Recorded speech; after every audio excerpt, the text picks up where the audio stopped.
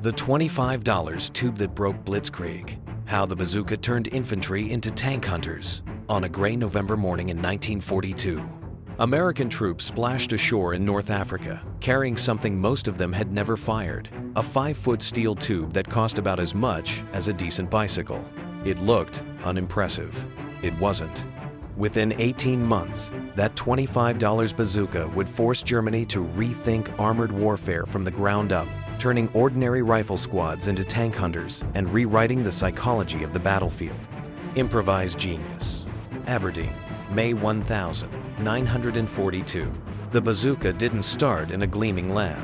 It started as a scrounge steel tube, a wire coat hanger bent into sights, and a welder's mask worn just in case. At Aberdeen Proving Ground on the 6th of May 1942, Edward Uhl shouldered the crude launcher, lined up the coat hanger's sight, and sent a rocket hissing into the flank of a moving M3 Stuart target tank.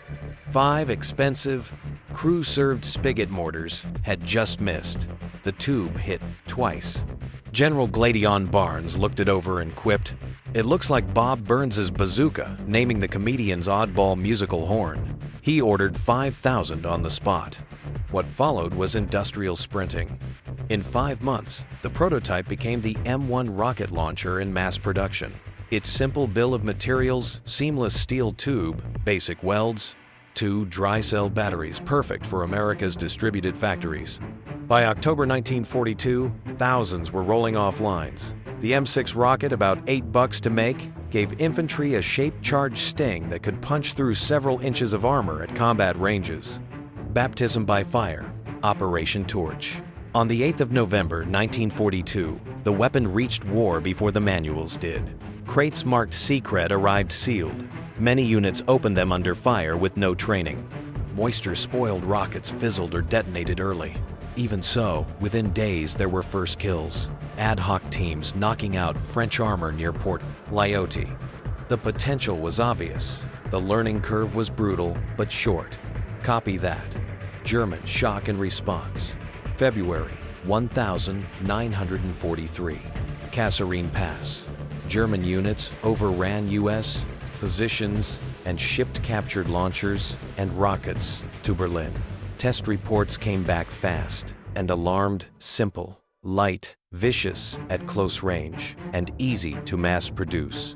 The Wehrmacht responded with the 88mm Panzerschreck. Bigger punch, heavier, more complex. They built nearly 290,000. Impressive until you stack it against American output and the bazooka's portability and ubiquity. Sicily to Italy, from tank killer to problem solver. By Sicily, July 1943. Improved M1A1 launchers and sturdier rockets made the bazooka reliable. Paratroopers scored a legendary shot into a Tiger's vulnerable vision port. A freakish feat, yes, but proof of what trained teams could dare.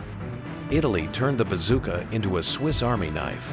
In mountain towns and stone alleys, 2-man teams mouseholed from room to room, blasted strongpoints, and ambushed armor from upper floors.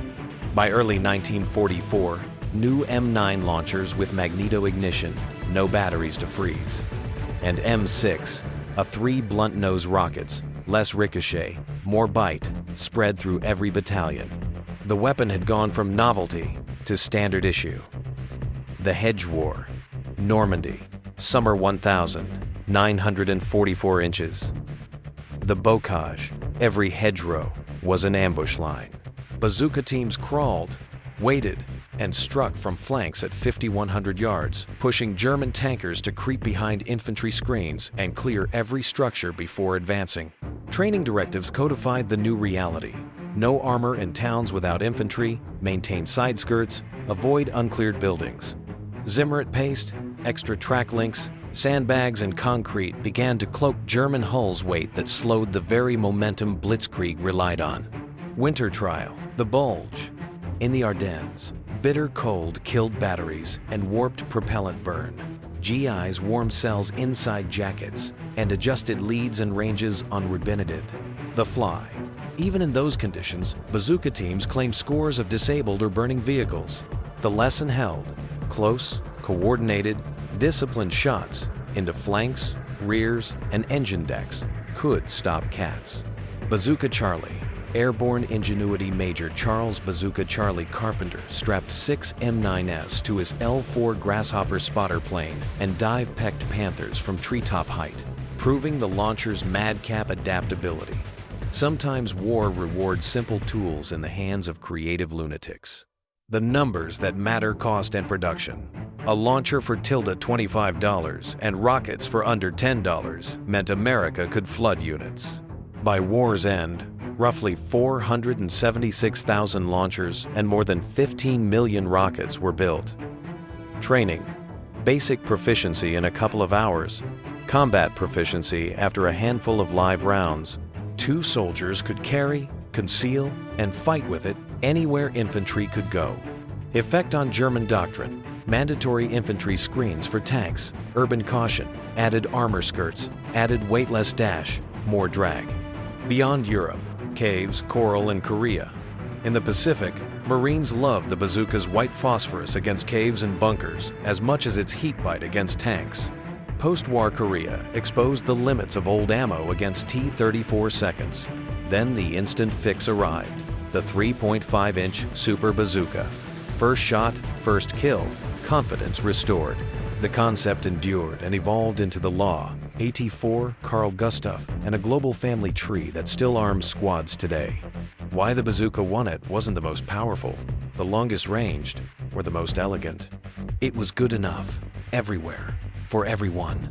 The perfect weapon for a nation that could teach millions to use a simple tool and then build that tool by the trainload. It shattered the mythology of invincible armor, not with bigger guns, but with accessible power in the hands of ordinary soldiers.